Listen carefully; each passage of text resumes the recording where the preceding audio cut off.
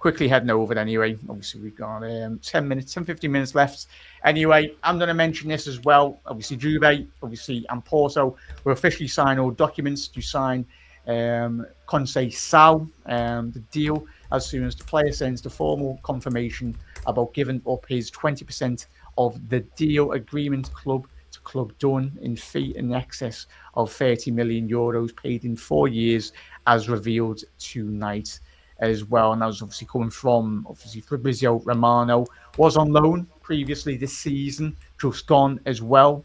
Very versatile forward player. They were linked, obviously, with Rashford, Juve over the last couple of weeks as well, and some other wingers as well. But the priority does look for, obviously, the Portuguese wideman. Obviously, to play for Porto as well. Very highly talented, highly regarded as well. So it's one of them, Lou. Obviously, did you manage to get him the data up on him, mate? Or doesn't matter. We'll move on to obviously it's all good. One player that you'll know, mate, and chat you will know is obviously Lookman, the former Fulham man. Looks like Atletico Madrid remain keen on signing Lookman. Contact has took place in recent days again after the Thiago Almada deal is waiting for more clarity on the final pricing. He's been a lad that's been linked with many of our top European clubs, Lou. 27 years old as well, in and around that. He's coming into his peak of his career. One of the best, most underrated sides in European football, my honest opinion, Atalanta. Obviously, Gasperini has previously just left there as well. Obviously, I think he went to AC Milan, but all the Serie A managers have all changed. It's absolutely chock-a-blocker. I think the Serie A might be making a comeback. But Lou, thoughts on Atletico? Do you think he could complement their attacking line for this season? Yeah, look, he's a very, very dangerous player in terms of not only his goal scoring, 15 goals and 5 assists in Serie A last season and 5 in the Champions League. It's his overall creative play. His progressive carries are extremely good. His progressive passes received. He's in that same ilk as Rodrigo. He is very much someone who you leave up top. You can either put the ball through to him or he can come deep, receive it and move with it and create for others. In terms of his actual creative actions, if I can just find now, to his shot creating actions, he's in the top 2% for Serie A, 5.41 per 90. He's also very good at tracking back and defending. In terms of for wingers, by comparison, the percentage of dribblers that he tackles is in the top 11% of Serie A, and that leads into progressive carries, which is extremely high for him. His progressive carries are 5.69 per 90, top 4%. So you've got a very versatile-minded player who's capable of staying up top and creating things, coming back and defending and running with it. And we saw what he did in that Europa League final against Bayer Leverkusen, getting the hat-trick there. He was a nightmare for us when we played them. It didn't quite work out for him at Everton, which I'm sure is disappointing for them, but he's a very top-tier player. And Atletico Madrid, for all that they have defensive structure, they tend to sit back. They are a bit deeper. Having someone who can pick up the ball and run with it into space is a big thing for them, like we've seen with Julian Alvarez. I think Lukman could flourish in a Diego Simeone Atletico Madrid team. Very much he's got space to work with. Talented players all around him in Griezmann and Alvarez. This, to me, makes complete sense. And if it seems like something that they can get done, I'm curious to see how much they're paying for him, because if Arsenal paid 50 million for Madueke and Lookman was there for a cheaper price or there or thereabouts. I was going to say, yeah.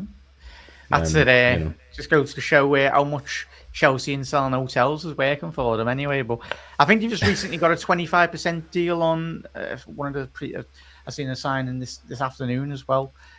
Whoever's been sold, anyway, I do apologise. I should have actually remembered it, so it's pointless. Why have I said that? It's fine. But Lou, we'll head over. So Reds, highly talented midfielder anyway, or attacking midfielder anyway, and he can play in the wing. As Lou said, he's a player that I admire, and he absolutely battered us, as Lou said. So, quickly touching on a player that has been linked with Liverpool, Benjamin Cesco. Obviously, massively rumoured. This comes from Fabrizio Romano as well. Benjamin Cesco's stance after new Saudi Pro League links remains the same as in June. Total focus on European football. Cesco wants to play in Europe at this stage of his career, despite approaches from the Saudi clubs in the last 2 months. All this rumours and conjecture, really, Lou. There's a lot of reports, but there's not a lot of movement or action in regards to Benjamin Sesko at this moment in time. I think there's a lot of other big name players who people are waiting to see where they go first before they go in for Sesko. And I think he's in the same boat as Darwin Nunez, where people can see that he's good. You can see his strengths, but you can also see his flaws. He's not very good on the ball. His take-on percentage is solid. He's got a 20. He's in the top 12% of the Bundesliga last season, but he's also someone whose carries are extremely low. He's very much someone who you have to base the system around him to get the best of him. He sort of fits that Erling Haaland mold where you're not going to get a lot of touches of the ball, you're not going to get a lot of movement from him, but he can finish.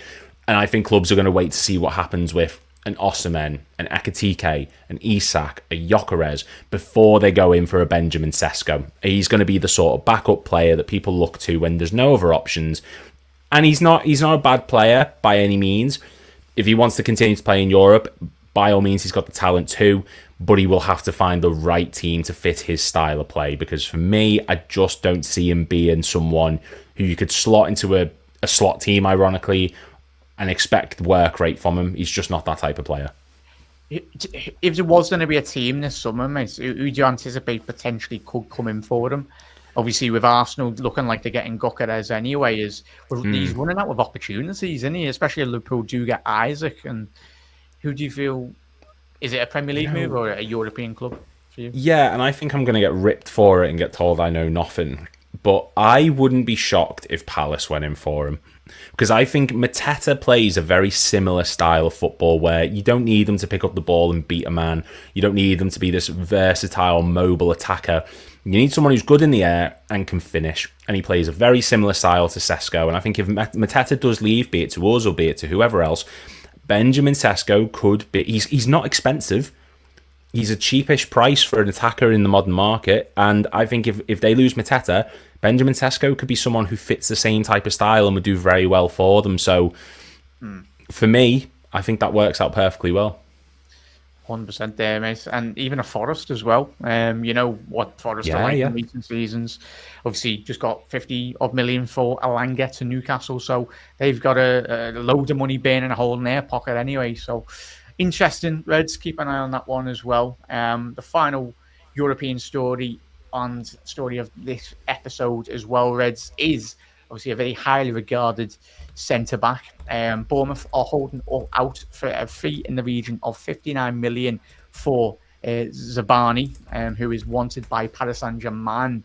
We know Richard Hughes' impact already on Liverpool, but I think in regards to bringing in the likes of Zabarnyi and the Dean Huijsens, the Kerkezes as well, he's a top player. I know Dave Hendricks done countless daily reds as well over the last 12 months, or he speaks in awe of him, this lad. He's a very highly talented centre-half, and I think he'd certainly complement the likes of, obviously, Marquinhos, Pacho as well at Paris Saint-Germain. Just goes to show, Lou, how good Bournemouth's recruitment was, and will probably continue to be as well. Yeah. Bournemouth became the new Southampton for that period of time with Richard Hughes one. And yeah, going to PSG, we saw what happened with Dean Huijsen. We've seen like Kerkez now. It's not that they're just signing talented players. They're signing talented players who are then being linked to massive European clubs. So it's disappointing they're losing these top talents. But you think about the money they're getting in. They sold Kerkez to us for 40 million. Zabarnyi is about 60. That's about 100. And then how much did Dean Huijsen go to Madrid for? It was around, like 50, 60? Yeah, in and around that ballpark. And I think Semenyo's just recently signed a new deal, but you'd anticipate that to have a buyout, possibly, if any incoming players coming in. So, and they lost Solanke as well. Yeah. So they have got bare money to spend, mate. But as Lou said, maybe if another player comes through, we might have a couple of words with Bournemouth anyway. So I think we are Oh, final one as well. This is the final one there, chat. Wait 1 second, quickly change tab. Yeah, we've already been through that one. So the final one this afternoon, chat, on the transfer show, and obviously concluding in Madrid. Real Madrid have confirmed that Lucas Vasquez will leave the club after 17 years. One of, for me, in my honest opinion, Lou, a top player that is massively underrated in regards to his talent. 17 years, coming to a close. You have to be a good player to stay at Real Madrid for that long, don't you, mate? Yeah. It's been a big window for them. It's the sort of the changing of the guard, losing Modric and losing Vasquez now, and yeah, to be in that team, to be in that Real Madrid team. He's won 5 Champions Leagues, like 5 more than Arsenal, and he's a talented player, one of the most underrated, I think, of the past decade plus. And I completely agree. He's been someone who I think he quietly goes under the radar at Madrid. He's been in and around that team for a long time, but they're losing an absolute icon of that football team who's been through some of the hard times and some of the absolute greatest times. Part of that team that won 3 Champions Leagues in a row under Zidane. True club icon. And I hope that he does get the send-off that's, owed to him at some point. Yeah, so as we said, European section. As long as you don't meet him in Champions League anyway, but one of the one of the most underrated players in European football.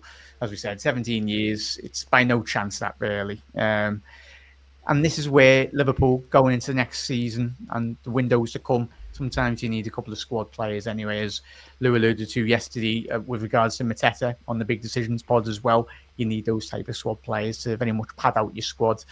But Reds, that has been the transfer show this afternoon as well. Hope you've really enjoyed it. Lou, do apologise for sitting you through all those tabs as well. Don't be daft, it's fine. Yeah. Shout out your channel as well, mate. Obviously, where everyone can find you, please, mate, as well. So I get to do it again, like for the hell. I'm gonna need to start paying. Right, I'll do it for the 5,000. Have you got 5,000 subscribers? I'm on, if I can get the current number, I'm on 4,903. So we're 97 away. There's quick math there.